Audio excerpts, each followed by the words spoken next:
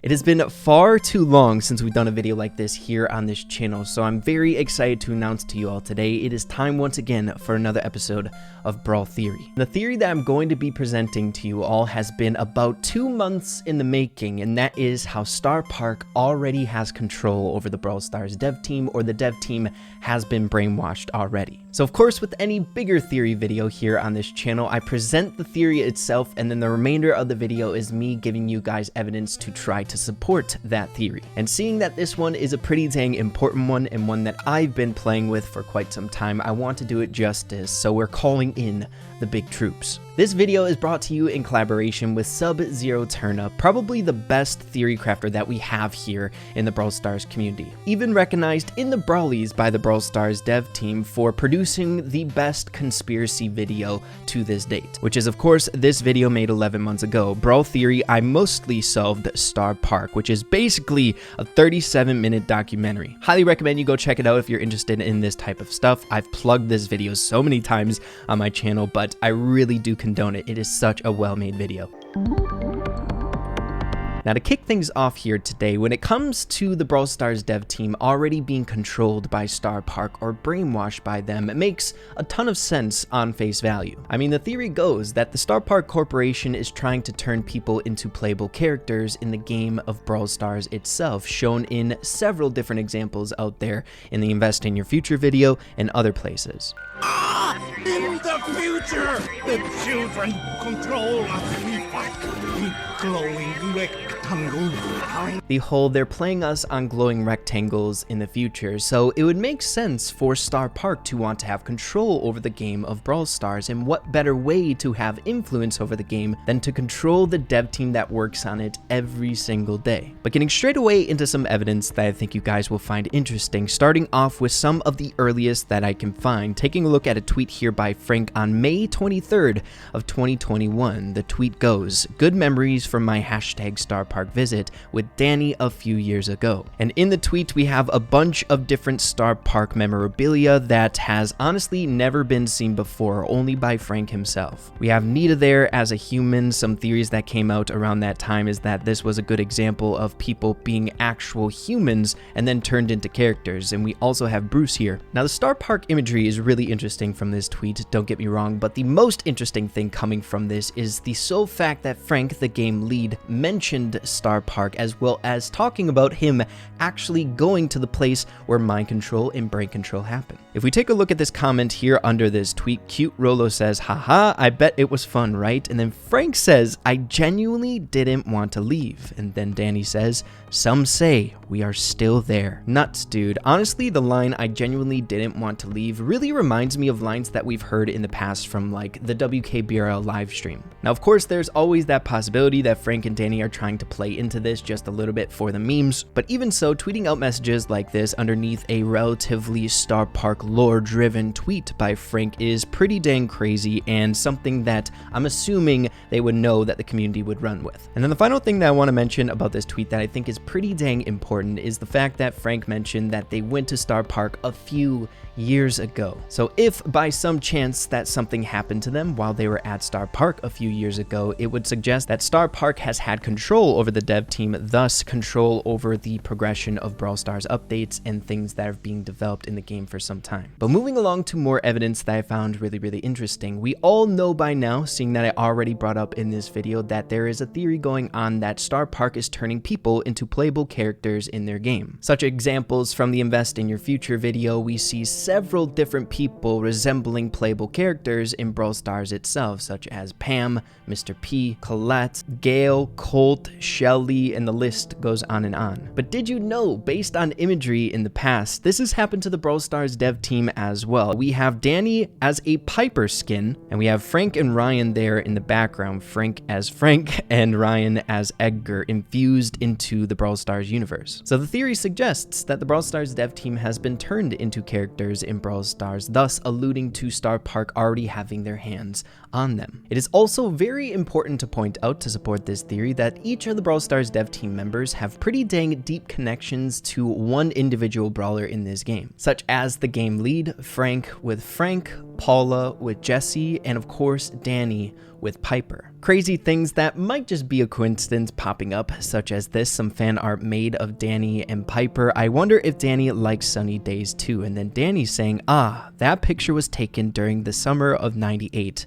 Great memories. Beautiful art. Thank you for that. It's really interesting whether this connection with each of the brawlers is just personal preference, it's their favorite brawler, or maybe a deeper meaning. It's something that I think is important to point out. But then turning our sights to more recent examples, I'm sure we all remember from the Brawlies where Danny and Paula were actually turned into playable characters, gameplay itself. Danny as Piper as well as Paula as Jesse, playing as their favorite characters in game. Literally showing verbatim what Starr Park has been shown to do in the past, turning people into playable characters in the game. Well, Danny and Paula were playable characters in the game. And then finally, before we get into more recent examples that Starr Park is controlling the Brawl Stars dev team, I really want to point out that there's been several occasions that we've seen the Brawl Stars dev team wearing the mind control device. The theory goes that the Starr Park crown along with the headphones was used to brainwash or control the people who wears them. And what do you know? The dev team have been caught wearing these in the past, as well as some content creators, guys. Just a little side note.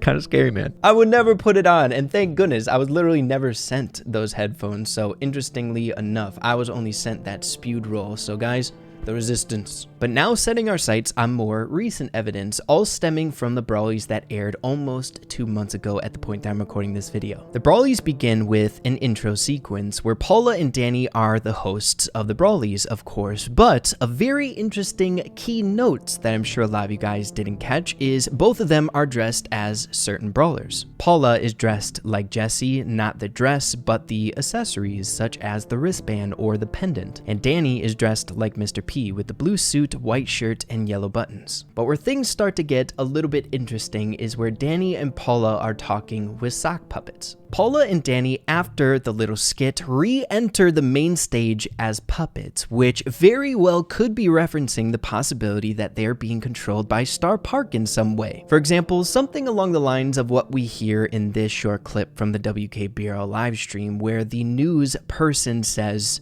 "I'm a puppet." Hello and good day. I'm Anchor Name Here. Or am I?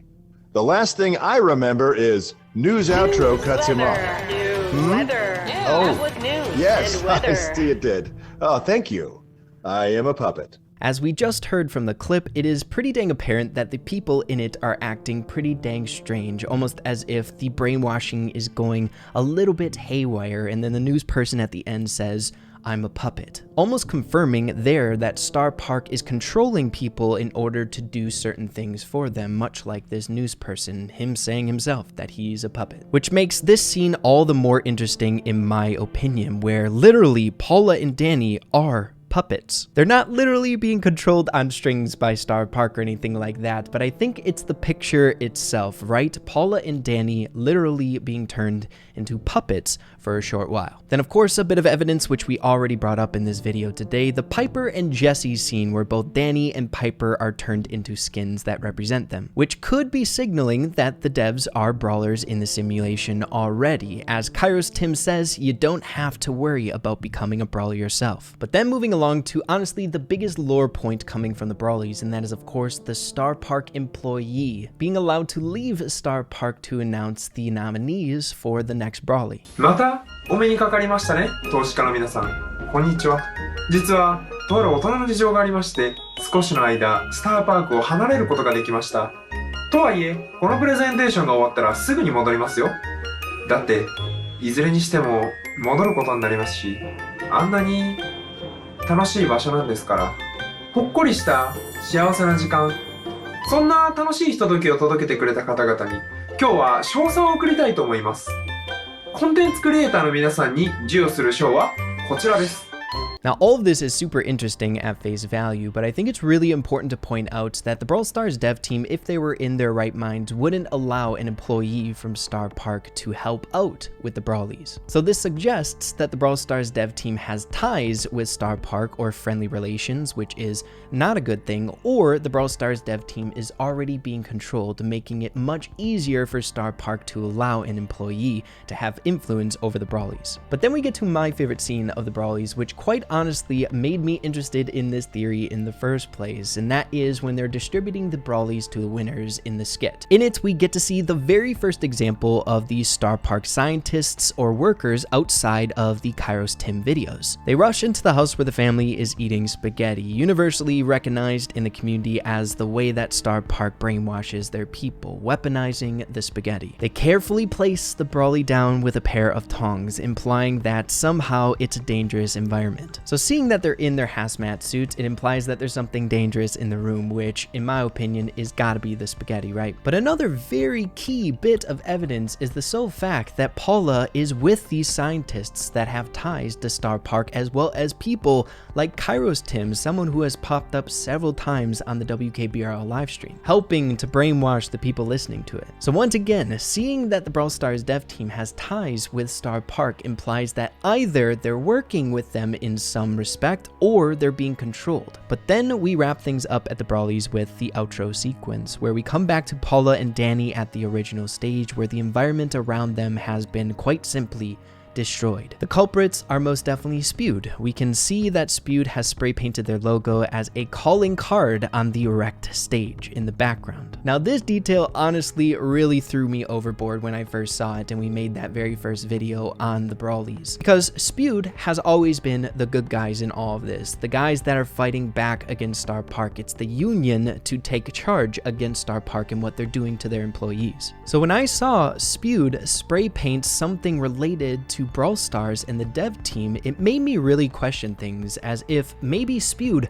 wasn't the good guys if we are taking the side of the dev team. But if the Brawl Stars dev team is being controlled by Starr Park and they have dealings with Starr Park, letting someone from Starr Park himself have ties inside of the Brawlies, and even a member of the dev team being seen with workers from Starr Park, makes me believe that Spewed is still the good guys, and the reason they spray painted and destroyed the Brawly set is because the dev team is on the side of the bad guys. Why would a force that fights for good against the tyranny of Starr Park do something so destructive to a set like the Brawlies? Well, I think it's pretty dang plain as day. The people at Spewed didn't like what was going on with the Brawlies. There was something else at play that they didn't like, so they trashed it. And because of that, it alludes to the dev team, who are literally running the Brawlies, has something to do with this practice that Spewed does not like. And why else would the dev team be doing something that Spewed doesn't like unless they're being controlled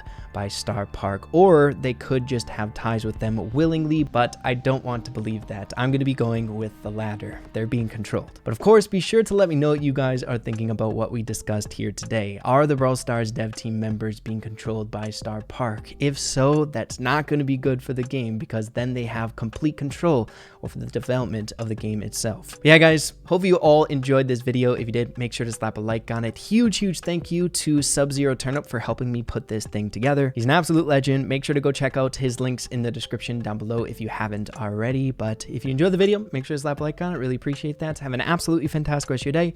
Keep having fun with Brawl Stars, and we'll see you in the next video. Peace out.